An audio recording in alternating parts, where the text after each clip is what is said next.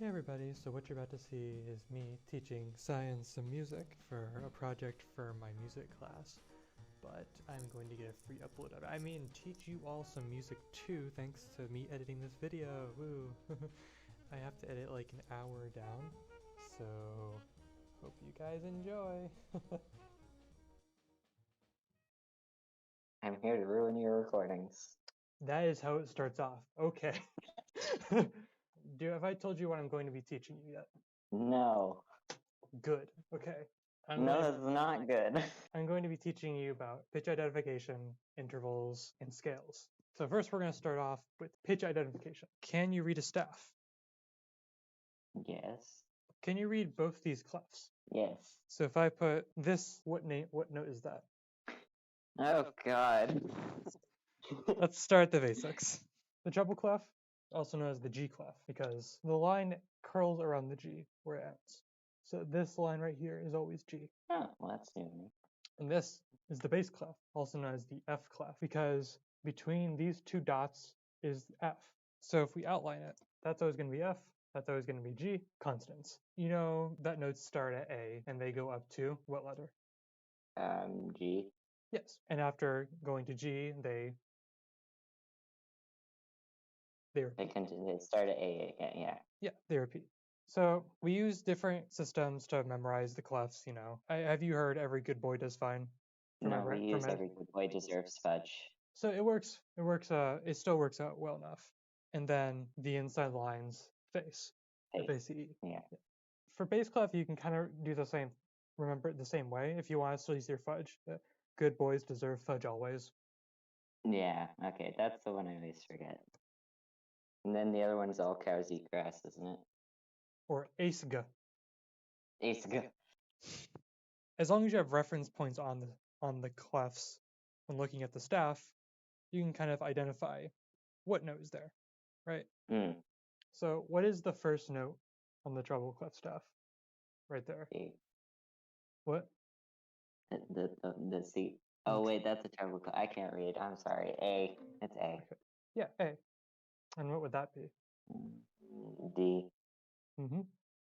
And what would this be? A. Try again. Remember, this is treble clef still. I'm brain farting so bad. I'm so sorry. So if this is G, E. Go down. Below G is E. What's E. the? Yes, this is E. E. So now we can get to intervals, which will probably take a good chunk. Do you know what an octave interval is? I know what an octave is. That is an octave. Yeah. It's exactly 8 spaces apart.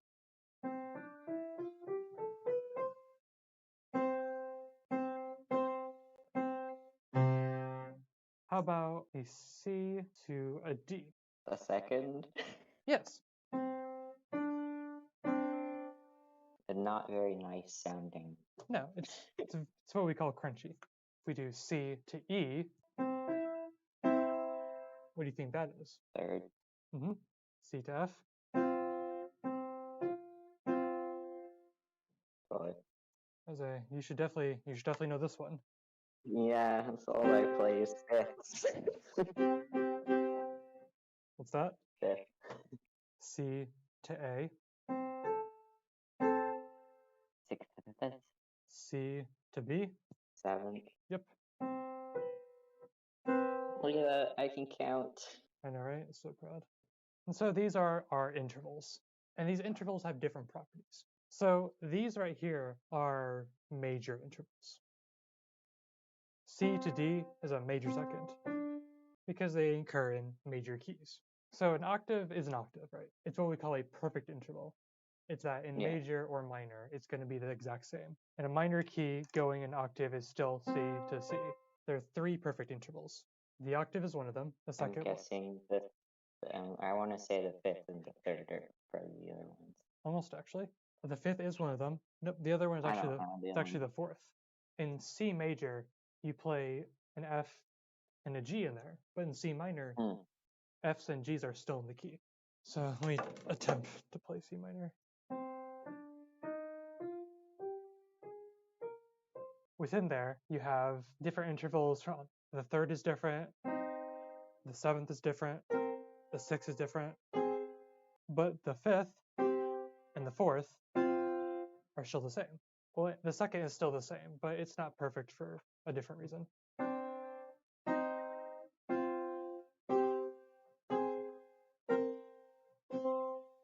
Now, if you compare that to major,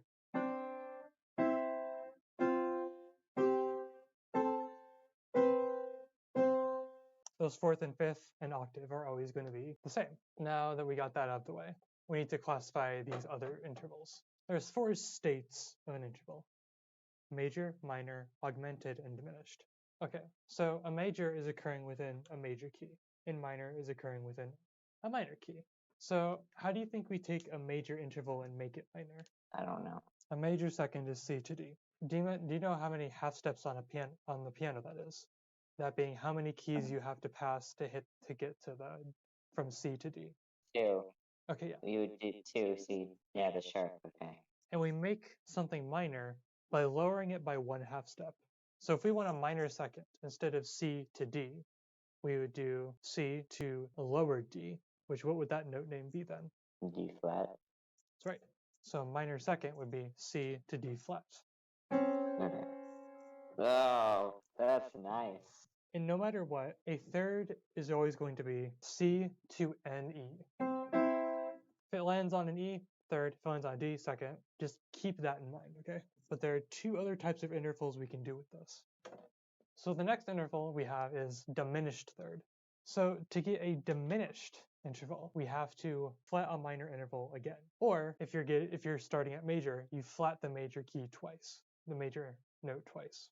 So from a minor third to a diminished third, if you flat the minor third again to get a diminished third, what would this E be?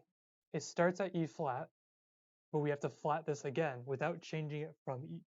What would we notate Double it at? flat? I don't know. Yes. Where does it go?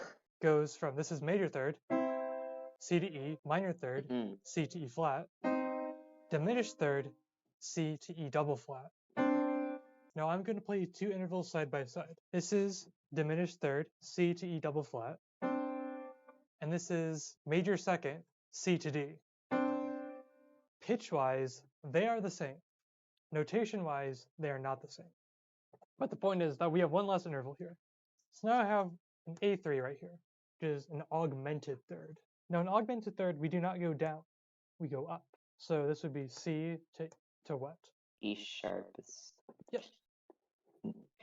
It's not really a thing, though. Yeah, it is. It is. Well, I'll play you E sharp, then I'm going to play you F. Yeah, it's the same thing. Yes. The point is that it's notated different. Perfect intervals are simpler. They don't go through major, minor, whatever. Perfect intervals only have 3 states: perfect, augmented, and diminished. There's no major or minor because they're the same in major or minor keys. Perfect fifth, C to G. If you want a diminished fifth, what would you do to that G? G flat. And then this augmented fifth, what do you think you do to that G? Sharp. Yep. But that is a crash course in intervals. And intervals are important if you want to build chords. Me? No, never. And this will segue greatly into our talk about scales. You and I are going to build some scales. Sorry, you're bringing me back to music class, and I don't like it because I can only play a C and a D scale. Okay, so this is a C major scale. C to C, no sharps, no flats. The question is, how do we build other scales? For instance, maybe you want to build a scale starting on G, but this is not a G major scale, because if you listen, this is C major. Now if I play G,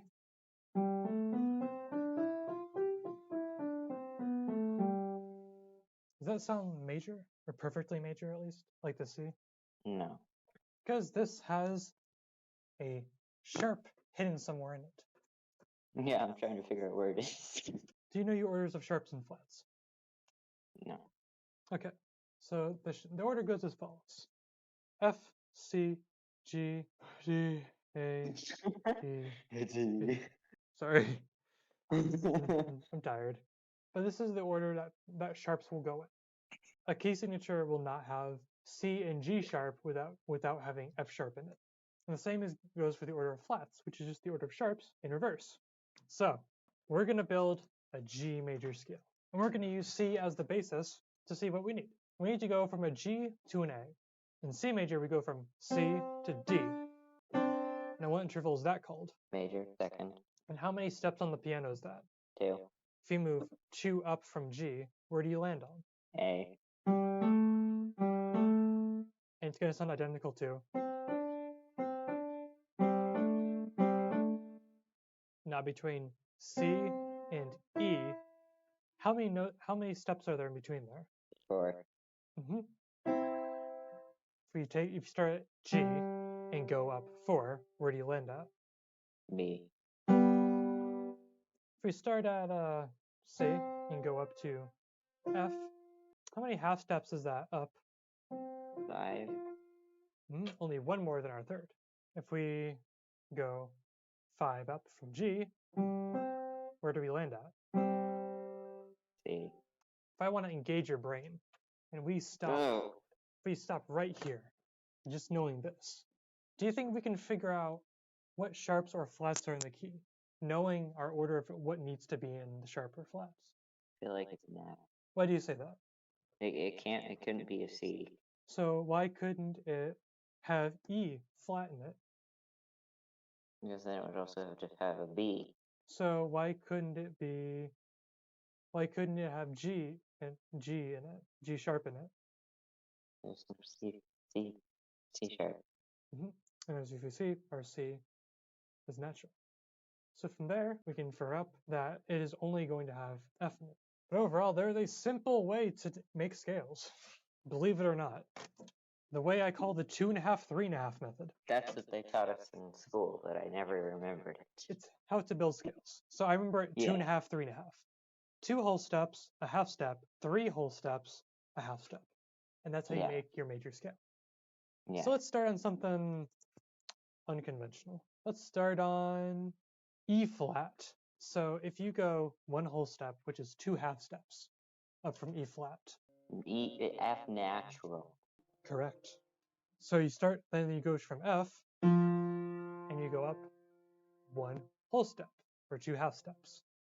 You're going to land on some kind of G. Where do you land? Not at G natural.